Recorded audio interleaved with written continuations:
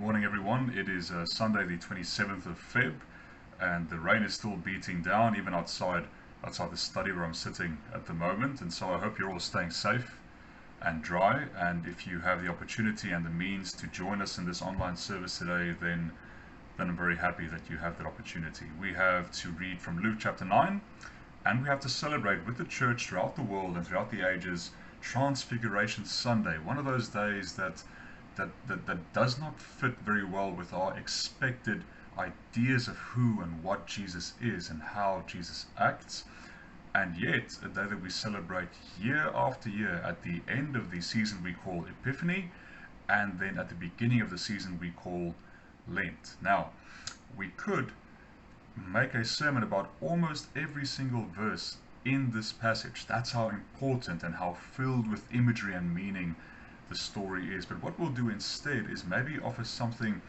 of an overview that can take us into Lent with Jesus, and take us into Lent remembering everything that happens on the mountain today. So you saw in the beginning, instead of the reading, which is sometimes familiar to us, we had a wonderful poem that Cliff Yarrow supplied for us. Myself and Cliff and Luke Stanley had coffee on Friday morning while the rain was also beating down, talking about what this text means and what meaning we can take out of it. And Cliff gave us this poem, and I thought it would be good to use that just to give us a different frame of mind, a different reference point when looking at this well-known story. So, a few things that we need to be clear on.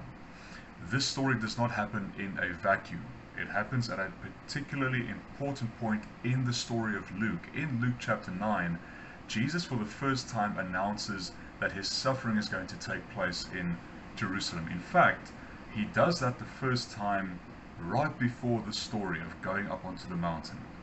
He tells his disciples, right after Peter has confessed him as the Messiah, the Christ, that indeed he is to suffer greatly when they get to Jerusalem. The disciples, as you can imagine, are despondent at this news. An ominous tone seems to come over their time with Jesus. And then, as we'll see at the end, when they get back down the mountain, Jesus makes the second proclamation of his coming suffering. In Luke chapter 10, he will send out for the first time the 72 disciples in pairs of two to go out into the regions around which he was working and ministering, to proclaim the word, to drive out unclean spirits, and to do miracles. So there's a lot happening, and this piece about his time on the mountain stands right at the center of everything he's doing. And so Jesus takes with him his three closest disciples, Peter, James, and John. They head up on the mountain, as was Jesus' custom. When Jesus wanted to spend time with his Father in prayer, he would leave his disciples behind and go up onto a high place by himself. This time, he takes his disciples with him. Now, we often have the assumption that all of this took place in the daytime, but we know from other places in the Gospels that Jesus often went up onto the mountains while it was still dark. And we can assume that the same thing was happening now. He took his disciples with him in the dark. They went up onto the mountain, and the text tells us that at some point the disciples were heavy with sleep. Doesn't always say in all the translations that they were fast asleep, but they were certainly heavy with sleep, tired. Sleep was coming over them, maybe making them half asleep, half awake. And in that time, Jesus prays. And as he prays, the most incredible thing happens. His whole appearance changes. His face shines brighter than the sun. His clothes become sparkling white. And the disciples, as you can imagine, get an almighty fright. And even more so if we assume that the story might have happened at night. That brilliance, that brilliant shining that we associate with the Transfiguration happening in the daytime is one thing. That's incredible enough. But if you could imagine that happening while the world around them is still dark, it makes for an even more impressive picture. As they're watching, as Jesus is being transfigured, two figures appear with him, Moses and Elijah, and we'll talk about why they're on the mountain as well in a moment. And then, as he often does, Peter says, "Lord, it is good for us to be here. Let me build three houses, three huts, one for you, one for Moses, and one for Elijah. But Luke makes it clear to us, or Luke wants us to remember, that Peter said these things not knowing exactly what he was saying. And then, as if to cap off this whole incredible event, a cloud overshadows the mountain. And we know from the Old Testament that when a cloud comes over a mountain, that is the sign, that is the symbol of God's presence being amongst people. He did it with Moses, he did it with Elijah, and now he does it with Jesus. And they clearly hear a voice saying, "This is my Son, my beloved, my chosen. Listen to him." After these events pass, Moses and Elijah disappear.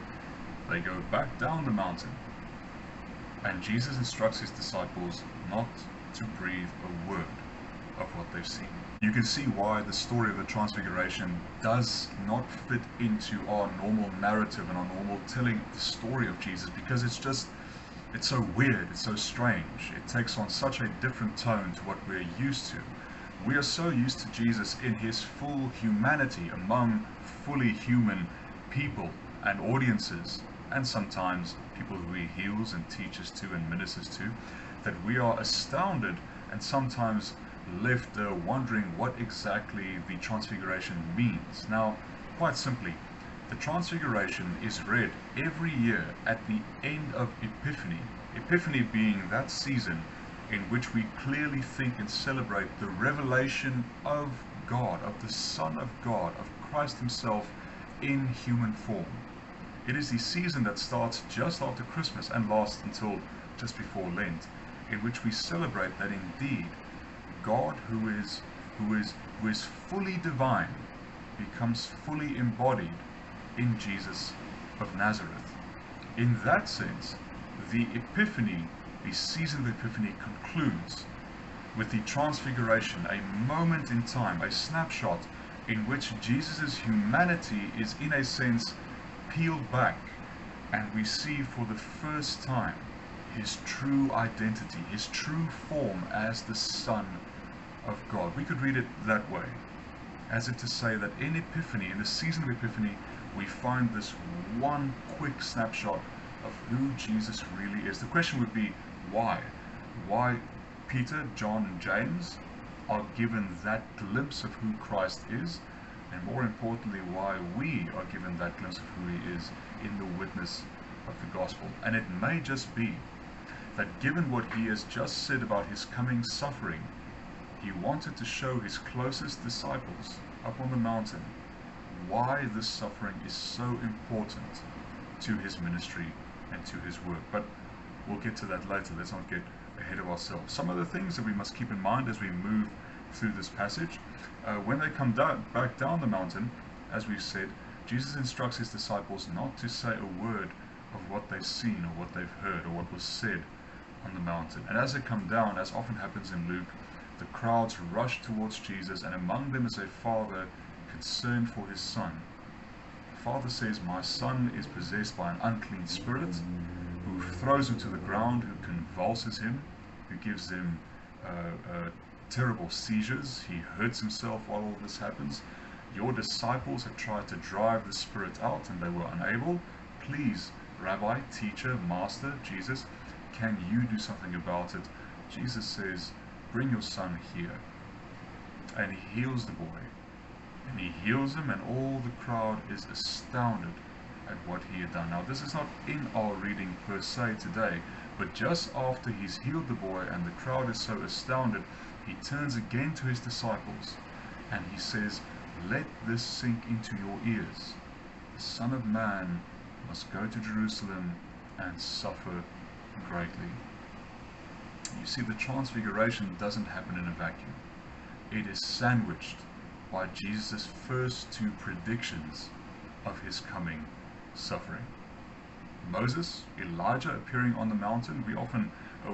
We're quite familiar with the idea of Jesus being the fulfillment of the law and the prophets, and this is something of a connection to that saying he has as well, because Moses represents for all Jews the culmination, the epitome of the law. He is the lawgiver.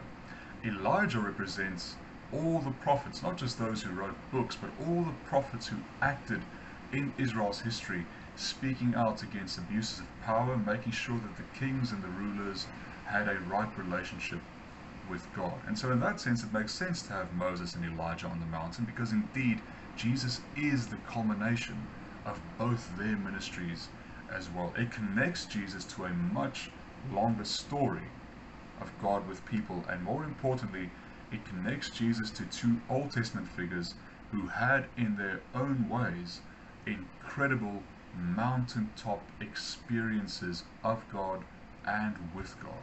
In fact, one could go so far as to say, when talking about Moses and Elijah and God with them throughout history, that when God does big things in the Bible, he does them on mountaintops. We need to keep that in mind as we move towards the conclusion of today's message. Because when God has done big things in the past, whether it is the giving of the law on Mount Sinai, the Ten Commandments, whether it is meeting with Moses in person when Moses sees the backside of God on Mount Sinai, whether it is Elijah going up onto Mount Horeb and having that experience of God in the still small voice. When God does big things, he does them on mountains, and he does it here again. God himself descends into the scene covered in a cloud and proclaims for those closest disciples to hear, "This is my Son," the one who is fully God and fully human, the one who is proclaiming his suffering so that all mankind may be saved. This is my Son. Not some shiny ruler in Jerusalem, not an emperor in Rome, but he is my Son, the one who came to serve. Listen to him. And the first thing that the Son of God does when he gets back down the mountain is he associates and heals and touches an unclean boy who is possessed by an unclean spirit. That is who Jesus is. And that is who Jesus is as we move into Lent. We saw his humanity peeled back, and we saw his divinity shine through, if even for a moment. And now Jesus puts his humanity back on, and he walks the most human of all paths, the path of suffering, all the way to Jerusalem, and when he gets there, all the way to the cross. Why?